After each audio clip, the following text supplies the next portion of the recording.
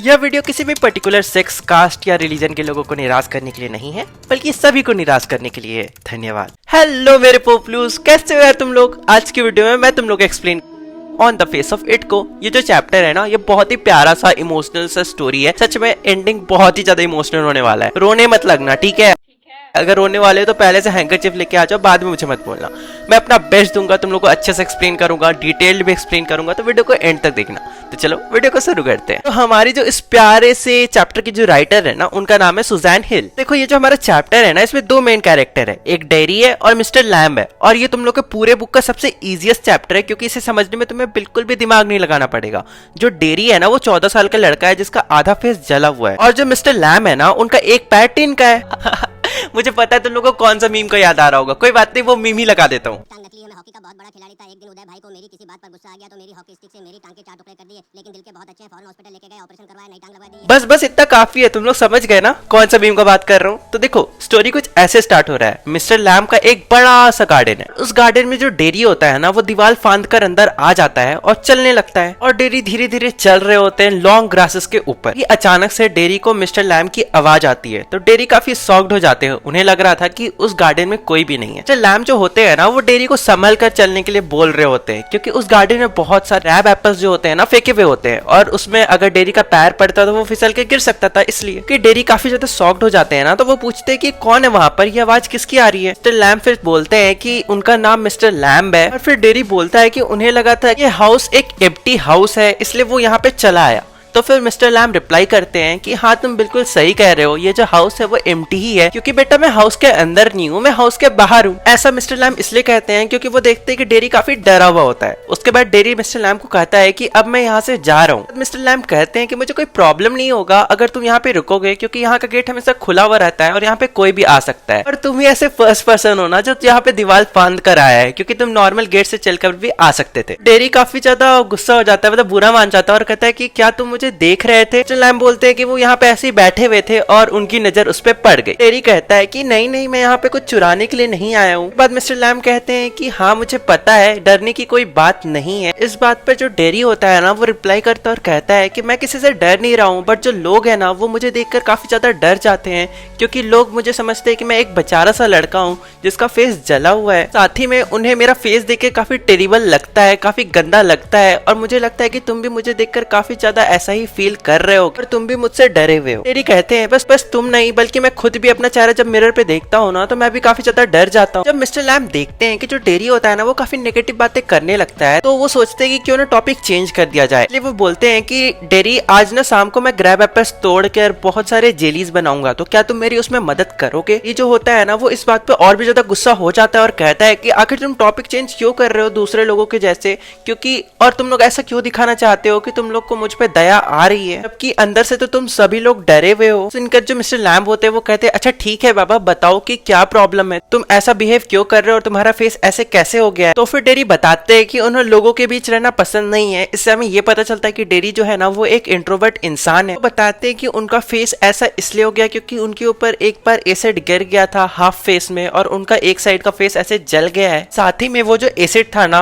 It at my face up and it at me up. साथ ही में ये जो एसिड था ना, ये बस मेरा फेस को डिस्ट्रॉय नहीं किया, बल्कि मेरा पूरा लाइफ को डिस्ट्रॉय कर चुका है। वो शायद कहना चाह रहा हो कि उसने उस एसिड ने उसका फेस के साथ साथ उसका पहचान भी छीन लिया है। मिस्टर लैम्ब कहते हैं कि नहीं ऐसी बात नहीं है। डेरी बोलता है कि क्या तुम मुझ में इंटरेस्टेड नहीं हो। इस बात पे मिस्टर लैम्ब कहते हैं कि वो हर उस चीज पे इंटरेस्टेड है जो कि गॉड ने बनाया है, जो कि भगवान ने बनाया है। फॉर एग्जाम्पल वो बताते हैं कि जैसे कि उन्होंने इस गार्डन में हर तरह की ट्रीज लगाए हुए, हर तरह के पेड़ लगाए हुए हैं, जैसे कि फ्रूट्स हो गया, फ्लावर्स हो गया, छोटे छोटे वीड्स हो गए, बड़े बड़े पेड़ भी। तो यहाँ पे मैंने कहा कि उन्होंने वीड्स भी उगा रखी है। वीड्स को लोग अनवांटेड प्लांट भी कहते हैं। मिस्टर लैम्ब कहते हैं कि आखिर फर्क क्या है वीड्स में और दूसरे प्लांट में, दोनों एक तरह के प्लांट ही तो हैं। मिस्टर लैम्ब ये भी कहते हैं कि उसी तरह से हम दोनों, मतलब तुम और मैं भी सेम है। इस बात पे डेरी कहता है कि नहीं हम सेम नहीं है। मिस्टर लैम्ब कहते हैं कि ऐसी बात नहीं है, इससे फर्क नहीं पड़ता कि तुम्हारा फेस जला हुआ है या फिर मेरा एक पैर टिन का है, हम दोनों ह्यूमंस ही हैं, हम सब एक जैसे ही हैं। पर मिस्टर लैम्ब उसे बताते हैं कि उनका जो एक पैर है ना, वो वार के टाइम में या फिर एक एक्सप्लोजन के टाइम में अलग हो गया था। मिस्टर लैम कहते हैं कि क्या तुमने सुना नहीं है, कई सारे जो बच्चे हैं ना वो मुझे लेमी लैम करके चिढ़ाते हैं, कुछ लोग तो मुझे घूरते भी हैं, बट इससे कोई फर्क नहीं पड़ता क्योंकि इस दुनिया में बहुत सारी चीज है जो इससे भी ज्यादा अच्छी है जिसे देखा जा सकता है। जैसे कि ये ग्रैब एप्पल्स जो कि वहां पे पड़ा हुआ था वो इशारा करके दिखाती, जैसे कि ये ग्रैब एप्पल्स, ये सनफ्लावर और ये वीड्स। लैम बताते हैं कि इस दुनिया में जो ब्यूटी होती है ना वो अलग अलग तरह की होती है। जैसे कि यहाँ पे मिस्टर लैम याद दिला रहे उसे एक स्टोरी के ऊपर, जिस स्टोरी का नाम था ब्यूटी एंड द बीस्ट, जिसमें एक बहुत ही सुंदर सी लड़की को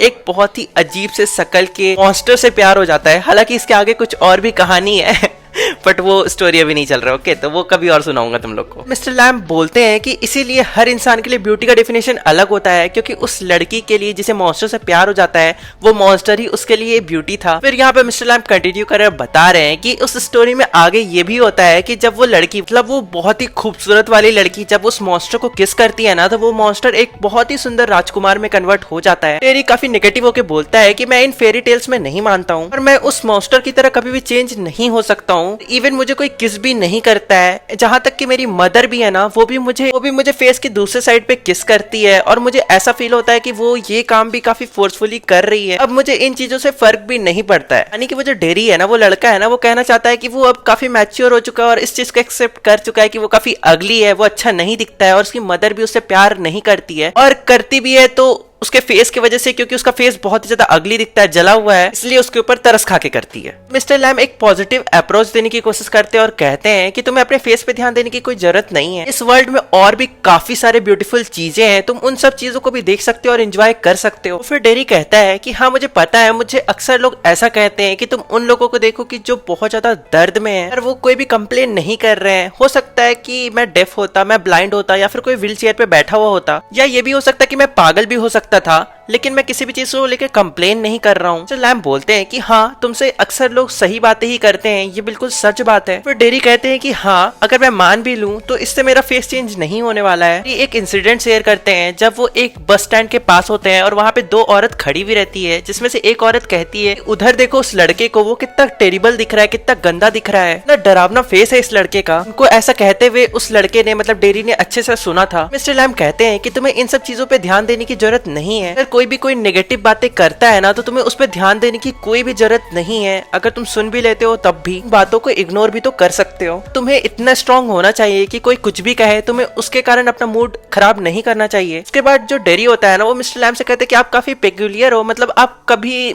ऐसी ऐसी चीजें कहते हो ना जो मेरे समझ के बाहर है। मिस्टर लैम ना दूसरा एग्जाम्पल देते हैं और कहते हैं इस गार्डन में एक मधुमक्खी का छत्ता भी है और लोग कहते हैं कि वो जो मधुमक्खी है ना वो बज करती है, मतलब काफी ज्यादा शोर करती है। मिस्टर लैम ये मानते हैं कि वो बज नहीं करती बल्कि हम करती है, मतलब उनका वॉइस काफी अच्छा है, वो गाना गाती है ना कि शोर करती है। फिर मिस्टर लैम बोलते हैं इससे उनका ये कहने का मतलब है हर चीज को लेकर लोगों का अलग अलग पर्सपेक्टिव हो सकता है, इसलिए हमें सबकी बातों से इफेक्ट नहीं होना चाहिए। डेरी कहते हैं कि उन्हें ये जगह बहुत ज्यादा पसंद है और उन्होंने देखा था कि ये गार्डन खाली है इसलिए वो यहाँ पे आए थे और उन्हें लोगों के बीच में रहना पसंद नहीं है, क्योंकि जो लोग होते हैं ना उन्हें देखकर काफी डर जाते हैं। मिस्टर लैम कहते हैं कि अगर लोग तुमसे डरते हैं इसका मतलब ये थोड़ी है कि तुम अपने आप को रूम में बंद कर बैठ जाओगे। बाद मिस्टर लैम एक एग्जाम्पल देते हैं और बताते हैं कि एक आदमी था जो कि बहुत ज्यादा डरता था। उसको लगता था कि अगर वो घर से बाहर निकलेगा ना तो उसके ऊपर बिजली गिर जाएगा, या फिर उसका रोड पे एक्सीडेंट हो जाएगा, या फिर रोड पे पड़ा कोई बनाना का छिलका के ऊपर उसका पैर फिसल के वो गिर के मर जाएगा। इसलिए वो जो इंसान था ना वो अपने आप को एक रूम के अंदर बंद कर लेता है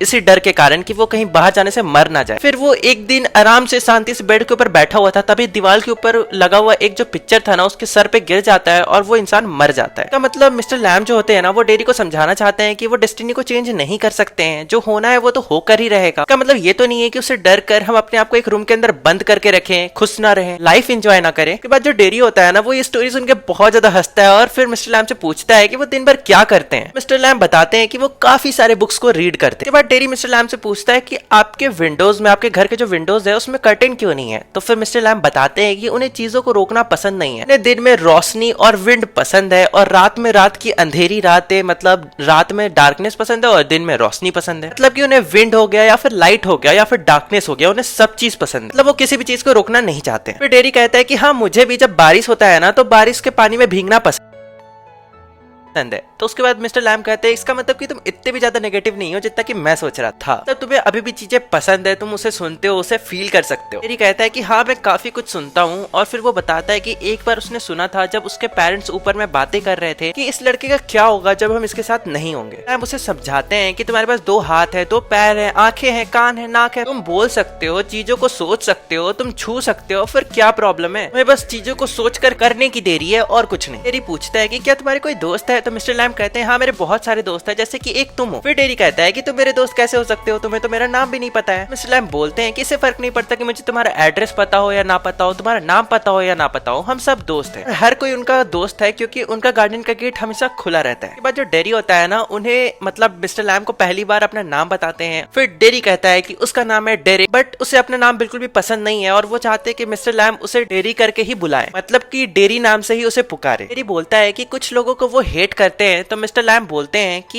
ये चीज तुम्हें एसिड से भी ज्यादा नुकसान पहुंचा सकती है, क्योंकि एसिड ने तो बस तुम्हारा फेस बंद किया है, लेकिन अगर तुम लोगों के लिए नेगेटिविटी रखते हो ना तो तुम्हारा पूरा माइंड नष्ट हो सकता है, पूरा माइंड को डैमेज कर सकता है, तुम डिमोटिवेट भी हो जाओगे और अपने लाइफ को जी भी नहीं पाओगे। टेरी बता रहे हैं कि जब उनका एक्सीडेंट हुआ था और जब वो हॉस्पिटल में थे ना, तो उन्होंने सुना था कि कुछ लोग बातें कर रहे थे और बोल रहे थे इसे उन लोगों के साथ ही रहना चाहिए जो इसके जैसे हो, जैसे कि ब्लाइंड लोग के साथ रहते हैं ना, वैसे ही मुझे भी। फिर मिस्टर लैम बोलते हैं कि सब लोग सेम थोड़ी होते हैं, जरूरी थोड़ी है जिसका फेस बन हुआ हो, जिन 2 लोगों का फेस बन हुआ हो, अरे यार क्या लो कर रहा हूँ। हाँ, तो जिन 2 लोगों का फेस बन हुआ है वो दोनों लोग जरूरी थोड़ी है कि सेम जैसा सोचते होंगे, जरूरी थोड़ी है कि उन दोनों लोगों का थिंकिंग सेम हो, सभी लोग यूनिक होते हैं। फिर डेरी पूछता है कि आखिर तुम लोग ऐसी बातें कर कैसे लेते हो? तो फिर मिस्टर लैम बोलते हैं वॉचिंग, लिसनिंग, थिंकिंग, मतलब वो चीजों को समझते हैं, सोचते हैं और देखते हैं। हाँ राइट, मैंने सही बोला, बस थोड़ा आगे पीछे बोल दिया। डेरी बोलते हैं कि उन्हें ये जगह, ये घर, ये गार्डन काफी ज्यादा पसंद है। फिर मिस्टर लैम बोलते हैं कि तुम जब चाहो यहाँ पे आ सकते हो। फिर डेरी बोलता है कि अगर मैं यहाँ पे आता हूँ ना तो हो सकता है तुम अपने सारे दोस्तों को खो दो, क्योंकि वो लोग मेरा फेस देख के काफी ज्यादा डर जाएंगे और तुमसे दूर भाग जाएंगे। मिस्टर लैम बोलते हैं कि तुम इतना नेगेटिव क्यों सोचते हो, जरूरी थोड़ी है, मैं थोड़ी भागा, मैं तुम्हारे फेस देख के थोड़ी भागा, मैं थोड़ी डरा, हो सकता है वो लोग ना डरे और तुम इतना दूसरों के बारे में सोचना बंद करो। तुम पूरी जिंदगी इस डर के साथ तो नहीं रह सकते हो ना, रिस्क तो लेना ही होगा, हो सकता है वो लोग चले जाए, हो सकता है ना भी जाए। मिस्टर लैम बोलते हैं कि जो बच्चे वो मुझे लेमी लैम करके बुलाते हैं, अरे मैं कितना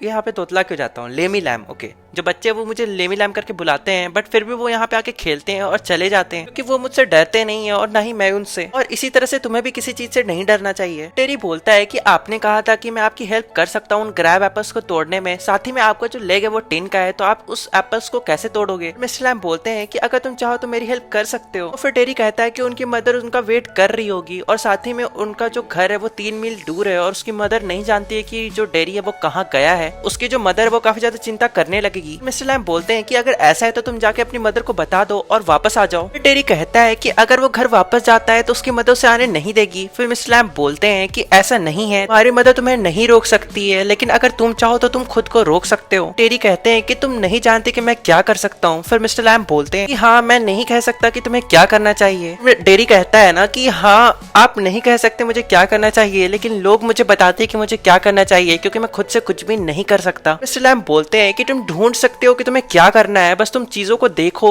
ऑब्जर्व करो, समझो और उसके बाद सोचो और वही करो। टेरी कहता है कि क्या यहाँ पे लोग आते भी हैं, क्योंकि उसे नहीं लगता कि यहाँ पे लोग आते होंगे, तुम काफी अकेले हो और कोई भी तुम्हारा केयर भी नहीं करता है। मिस्टर लैम बोलते हैं कि ये अच्छा एक्सक्यूज था यहाँ पे वापस नहीं आने का। वो उनके बर्न्ड ऑफ फेस के बारे में भी कहते हैं। उसके बाद मिस्टर लैम वहां से उठते हैं और अपनी बीज को देखने के लिए चले जाते हैं, मतलब मधुमक्खी को देखने के लिए चले जाते हैं। टेरी थोड़ा सा गुस्सा तो हो जाता है, बट वो जाते जाते प्रॉमिस कर देता है कि वो जरूर यहाँ पे वापस आएगा। उसके बाद जब टेरी वहां से चला जाता है ना, तो मिस्टर लैम खुद से कहते हैं, मतलब खुद में कहते हैं कि लोग अक्सर कहते हैं कि वो वापस आएंगे, बट लिटरली कोई भी वापस नहीं आता है।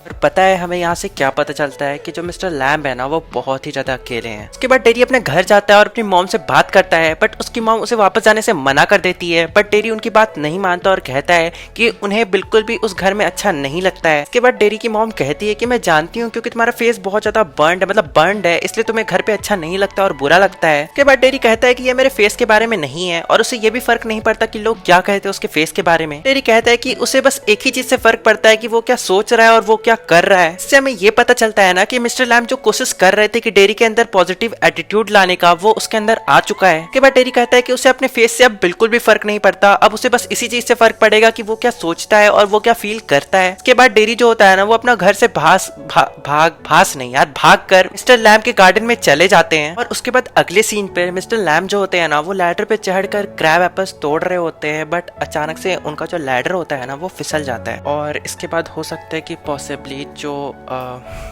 ऑब्वियसली मिस्टर लैम गिर चुके हैं और उनका एज भी काफी था और उनका एक पैर टीन का था, तो हो क्या सकता है वो पॉसिबली मर जाते हैं। उसके बाद टेरी वहां पे पहुंचता है, मिस्टर लैम को उठाने की बहुत कोशिश करता है, बट मिस्टर लैम नहीं उठते। टेरी को समझ में आ जाता है कि मिस्टर लैम अब कभी भी नहीं उठने वाले हैं और यहाँ पे टेरी बहुत ज्यादा रोने लग जाते हैं। और देखो यहाँ पे चैप्टर का दी एंड हो जाता है। देखो स्टार्टिंग में कितना मजा आ रहा था चैप्टर पढ़ने में ना, लास्ट में कितना इमोशनल कर दिया।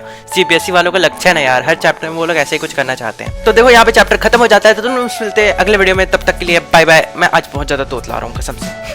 तुम लोग मिलते हैं अगले वीडियो में, तब तक के लिए बाय बाय। वीडियो को लाइक कर देना, चैनल को सब्सक्राइब कर देना एंड प्लीज इस वीडियो को अपने दोस्तों के साथ, फ्रेंड के साथ, सबके साथ शेयर कर देना।